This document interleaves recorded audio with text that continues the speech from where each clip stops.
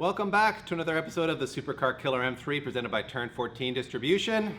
As you would have seen last episode, mistakes were made, and today we continue to pay our penance by fixing those all up.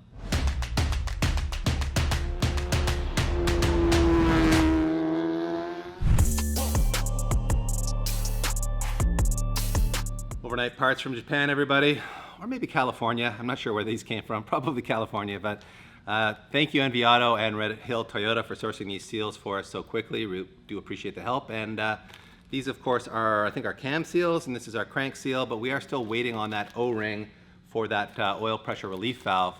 In fact, our buddy Steven Lopez in the New York area has sourced that for us and is shipping it up to us right now. He's at the UPS store right now. So thank you, Steven, you're a legend for doing that. And if you want to know who Steven is, we shot a review of his 996 Porsche. His Winding Spirit Porsche. So maybe a link in the description or a link up in the corner for that. Go check that out. Very cool car. In any case, I think it's time that we start stripping everything off so that we can get to installing these seals. I'm just finishing pulling the valve covers off here because we need to access the camshaft in order to hold them in place to crack these cam gears off. And man, I gotta say, she's looking a little dirty in here, DP. Yeah? Yeah, there's a lot of grime. A long time, right? Yeah, these JDM engines, they do sit a long time. However, the Valvoline fully synthetic motor oil that we're using does have strong detergents in it, so this actually should clean up over time the more we drive this thing. Got a big 1 1/4 inch wrench, and it fit on there like a champ. Now I'm gonna try to blast this off here. We'll see if our little Milwaukee impact wrench can handle this job. There we go, look at that. I just went to crack this hex bolt loose on the VVTi cam gear and I realized it has obviously a ton of play, and now I'm a little scared. I don't want to try to crack this with this cam gear being the way it is, because I can feel it just keeps adding resistance. So what I'm gonna do instead is I'm gonna put a belt on here. And then once I get the belt on, I'm going to use some vice grips to hold it in place, and then I'll try to crack it loose, and that way I should be able to have this not move. I think that'll give me the security, because I really don't want to mess anything up inside of this cam gear. Oh, here we go. Bolt is loose, and for those of you with the keen eye, you'll notice this is not the JZ timing belt. It's actually a Mitsubishi one. It doesn't fit well, but it worked, and it did what it needed to do. But pro tip, don't throw your old timing belt away right away. You never know, you might have to deal with something like this. So now we're at our next bolt here, but I think this one here we can crack pretty easily because it's actually connected to the camshaft. Wow, that's pretty. Oh, geez, there we go. I don't think it's ever been off, DP. Yeah, true enough. Judging by the condition of this motor. So, all right, now we can finally get these cam gears off. We're going to take this cover off, and then we can look at these seals. So I'm inspecting this area, and it is wet. So as you can see, there's a bunch of oil down here, a bunch of oil here. But again, it's hard to know, especially with this one, with the VVTi, whether this oil is fresh or it's been leaking through the seal. I've resorted to the scrap bin once again to find myself a really strong hook. Now what I'm gonna do here is get underneath this seal and just pry on it nice and slowly. Oh, there it goes. And it is out. And I gotta say, just by feeling it right here versus the new one, can you hear it? It just cracks. Wow. It's old. Yeah. I'm glad we're replacing it. Oh yeah. Wow, that is done. It's fully done. So for the other side here, I think I'm gonna take the cam cap off because it's really hard. You pretty much can't pry it at all. And it's easy, 2 bolts. Let's see what this guy looks like here. Oh man. The cap is like fused. I think it is held on with maybe a bit of RTV here it is. Oh, see this one, look at, I don't know if you guys can see this, but this one's already cracked.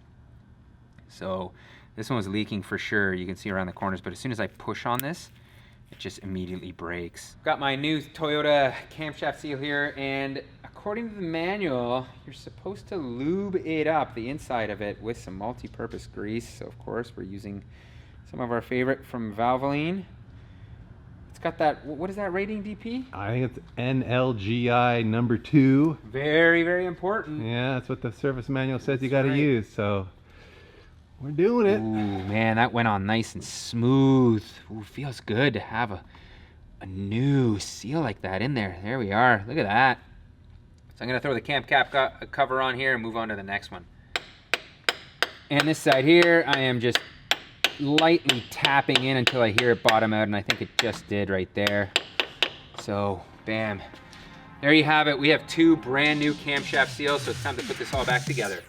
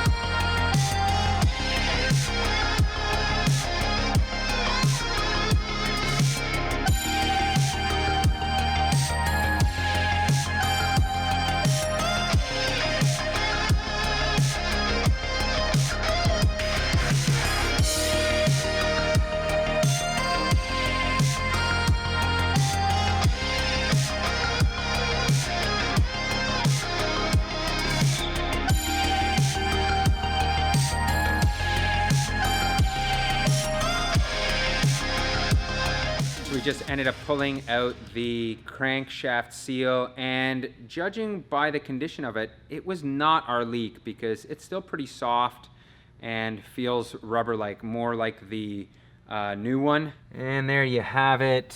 The crank sprocket is back on. And that is it for here until we get that O-ring for that pressure relief valve. So let's move on to the heater hoses. In the last episode, I asked a bunch of you guys, do I need this to control the heater in the vehicle? And the resounding answer was yes, yes I do. So now is a great time for me to reinstall this, and it shouldn't be too difficult. I did keep the original hose, so I have to just run it up there. It's a little bit tight to get back into that area, but it shouldn't be too difficult. So I'll run this from the heater core into the car, and then the outlet from here will go back on the engine, and we should be good to go. Unfortunately, I wasn't able to show you guys how the plumbing went. It was pretty straightforward. It is, of course, a tight job. I had to pull the starter and whatnot, but I got it all plumbed in, so I think we're good to go on the heater core now. Here it is, the missing O-ring that we have been waiting for. A huge thanks to Steven and his buddy Charles, who worked at the Toyota dealership, that ended up ordering these, and then Steven shipped them up to us.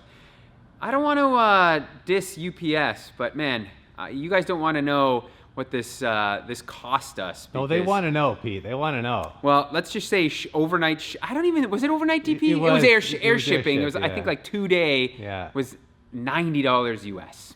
Well, it was $83 because they gave us the AAA discount. Well, anyways, what is I think a $2 to $3 O-ring ended up O-ring, yeah. is like, you know, cost us a pretty penny, but it was well worth it because we needed it. I also want to thank all the other people that contacted me and offered to get me this. So yeah, we do have pretty amazing fans, DP. Everybody's willing to help and whatnot. So yeah, thank you very much for that. And there we are, nice fresh rubber O-ring on there. So we can now finally start piecing back together this timing system.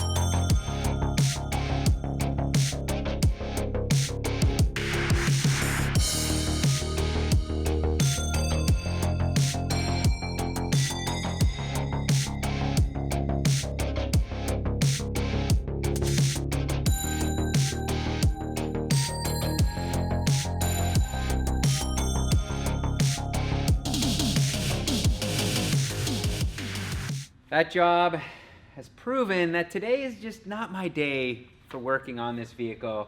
Wow, I ran into a bunch of problems. The first one was I couldn't get that bolt back in with the O-ring for that pressure relief valve with the spring in. I struggled with it quite a bit. Finally, I figured out that if I use a screwdriver as leverage, I was able to get it in there and get that tightened. Then I put everything back together and I forgot to put the like metal timing belt guide that goes on the crank pulley there, or before the crank pulley, so I had to pull that all off.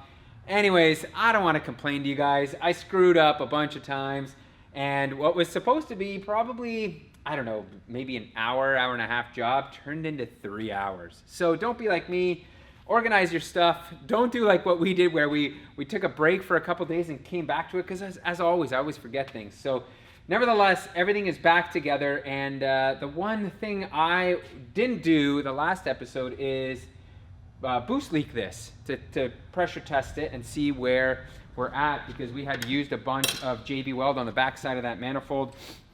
Some of you had commented, were wondering about if there's any blow-by through the engine, and the answer is yes. You will get a tiny amount of blow-by. Sometimes it depends, like if this engine is at top dead center, there's a bunch of overlap, so then there's a lot of blow-by through the valves. But in this case, I've turned it a little bit, and it's closed it to the point where I think it's gonna hold a decent amount of boost or pressure. So let's see here. I'm gonna pump this up. And I can see that there's no leaks going on, which is very, very good. Yeah. Sweet. There we are. Nothing other than the slight little hissing through the valves. So I think we are officially good to go. A few of you pointed out in the previous video that we had some loose bolts underneath here in the subframe area, and a couple of you pointed out that we are missing this brace. And we just left it off because we were worried about oil leaks, and our fruition did come true that there were some. But now that I'm pretty confident we're good to go, and before we actually can drive this thing anywhere, we do want to bolt this in place, because this is a structural piece and it does tie together the chassis underneath here. Everything is in place. I also bolted up this little shield that blocks our fuel pressure regulator and all the fuel lines and whatnot. The one thing you guys will probably notice is there's a huge gaping hole here, and thankfully we do have the plastic trim that's gonna bolt up such as this. However, I'm not gonna put this in place right now at all, because A, we still wanna make sure that we don't have any leaks from up front here, and B, well, I'm still not 100% sure how I'm gonna attach this to the bumper with the new lip. So we'll deal with this after the dyno. Right now, I think it is time we give this thing a quick alignment so we can actually drive it.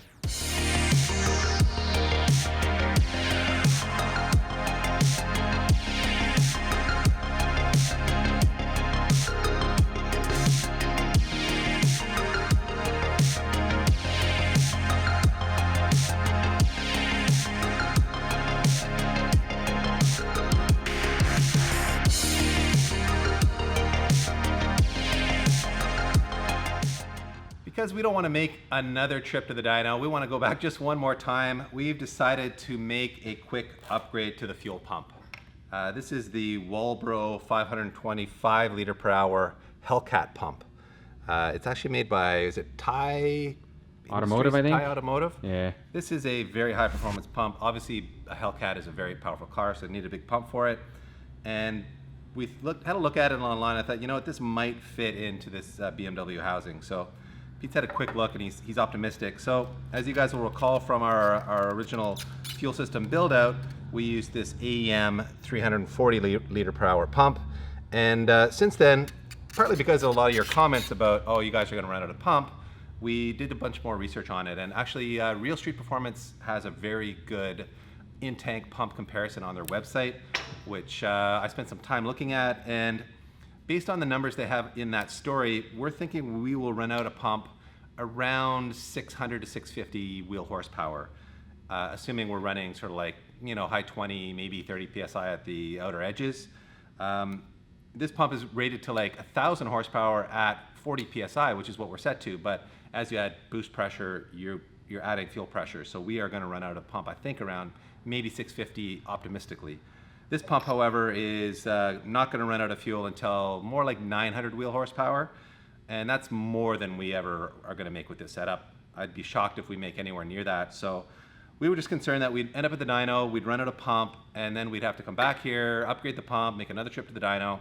So we thought, you know what, let's just be proactive on this, put in the bigger pump, and that way we know we can go back to the dyno with confidence that we're not going to run out of fuel. So that's really the move we're making right now. So let's see if Pete's optimism pays off and this thing really does fit in the housing. It turns out that that Radium E46 M3 install kit that we used with the AEM pipe fits perfectly onto the Thai Automotive one. And I've got to say, it was not a difficult install. As you can see, my only concern was the lower portion that's a little bit bigger, but it actually fits perfectly in this area here. So everything else, like obviously the wiring, super simple, and so is the feed line. So we are good to go. I'm gonna drop this back in, and then we can finally get this thing fired up, bleed the coolant, and make sure there's nothing wrong with it. All right, DP. Oh, Man, this is incredible. first drive. It's kind of a big deal. Indeed. And I'm on the laptop here just making sure we're getting into boost, which just did a quick test and it hit the boost cut the way we wanted it. So Yeah, so the purpose of this right now is just to ensure that we've got the gate at around 14 PSI, so we haven't screwed anything up when we go back to Sasha's again, right? Right, so I'm logging it, and we've set it up to 17 PSI so that I can try to get on the gate. And Yeah. now it's time to give it a rip. And we're on dry roads on a very warm day, Yes. so I think we should be okay here. All right. Put my life in your hands, I'm a PT. little worried about this thing breaking loose. I know, but I am let's just too. see what happens. Damn, it's got jam! Holy shit, that's fast! Damn! She's moving, dude. Oh my god! So, all right, well, It's making jam. I don't know if it's making too much jam or not, but let's have a look at the log here. why don't you do another log here real quick? Okay. Just another one, just in case. Yeah. And what I'm gonna do is just do Yeah, another second quick log. pull here. Recording. Okay, I'm recording. All right, I'm not gonna give it in first because I feel like No, I agree. The clutch isn't broken in yet either. This thing Jesus, is man, fast. holy crap. Holy cow, this It's thing's this a weird- beast. It's like a weird Rattly. it's like a noise right now. Maybe it's Seems like a it's drive something's got to shaft be or rubbing. transmission Yeah, something's related. rubbing. Yeah, maybe But- something's rubbing on the main prop shaft. Maybe. Yeah, maybe, man. But wow. Holy cow, it makes power though. Yeah, That's intense. That's intense. that's pretty awesome, This dude. is- we've Holy. never built anything quite like this before. No, we haven't. This thing is gonna be a handful. Wow, Holy and that's cow. like low boost and just rolling into it. yeah. Holy smokes, that's pretty badass. So, yeah, I gotta get used to the shifter too. Yeah, and I mean the clutch isn't broken in. Yeah, there's. It's all new right now, so But man, look at it. Still. Like, it drives nice. it does, and the ride quality on these GRCs is actually pretty good. Oh yeah. I'm speechless because it's been so long coming to have this car and be able to drive it on the street, and man, it feels so good. There are things to get used to, but right now it made a couple pulls. I would love to have shown you more. I wish we could have went out there and floored it 20 times because that's what I wanted to do, but we got to be smart and safe. Sasha still hasn't dialed in the tune, so patience, that is coming in a future episode. We will street drive this thing and test it at the racetrack and put it up against the supercar. So that is coming in the future. But for now, the one thing that I did notice is there was this weird ticking noise, and it would increase and decrease as the car sped up and slowed down. So what we're gonna do right now is raise this car up, start it up, put it into gear, and then run around underneath trying to listen for some noises. To keep ourselves alive here, I've got this exhaust hose that I bought off of Amazon so we can run these cars inside the shop. All right, DP, why don't you fire this thing up for me and then put it into gear, and let's see what happens here.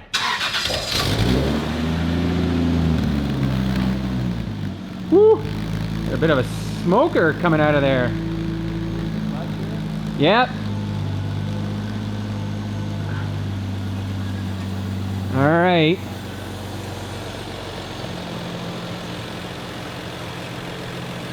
A little faster.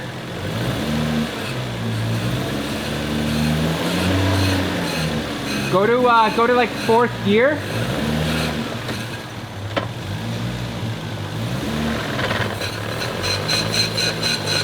Oh yeah, okay. I know what that is. That's the back disc here grinding up against the backing plate. Okay, that may be the culprit right here. So as you just heard, it looks like our backing plate is what is rubbing against our rotor. And the fix is an easy one. I'm just gonna go around and pry it up and try to get it to the point where it's not contacting the rotor, and I think we're gonna be good. This is a good sign, DP. There are no major issues right now. We're on the gate. I don't see a puddle of oil. I don't see a puddle of coolant. So those things are working well. The car sounds amazing. So I think that's it. I think we're gonna have to wrap this one here. So next episode, we are gonna be back at the dyno, man. I am beyond excited. I can't wait to see. I can't even imagine what this car is gonna make. I don't know, it could make 500, could make 600, could make even more. You just never know. We're gonna see what it does. Thank you so much for watching. Make sure you subscribe and hit that notification bell because we've got a lot of cool videos coming very soon. Bleeding nose there, Pete? What's going on? We have an endless leak here, of course. Coolant keeps running. We gotta get that water pump back on.